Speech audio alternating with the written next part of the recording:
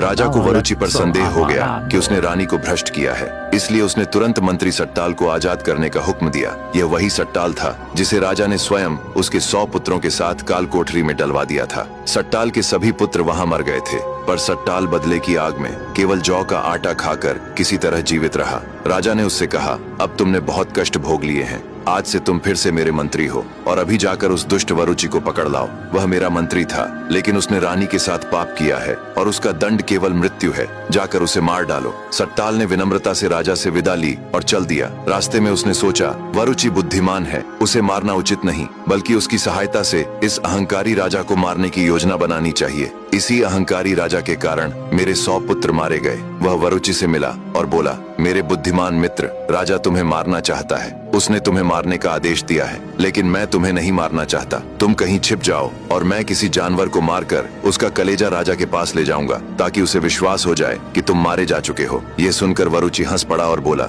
मित्र, तुम चाहो भी तो मुझे मार नहीं सकते और कोई भी मुझे छू तक नहीं सकता, क्योंकि मेरे पास एक महाभयानक दोस्त है जो हमेशा मेरे साथ रहता है। इतना कहकर वरुचि ने ताली बजाई और बोला, मित्र, तुरंत आओ। तभी एक महाभयानक दैत्य प्रकट हो गया। उसे देखते ही सट्टाल स्तब्ध रह गया, उसकी सांसें रुक गईं। दैत्य ने वरुचि से पूछा, क्या बात है मित्र, तुमने मुझे क्यों पुकारा? वरुचि ने कहा, हे मित्र, ये मेरे साथी हैं और तुम्हें देखना चाहते थे।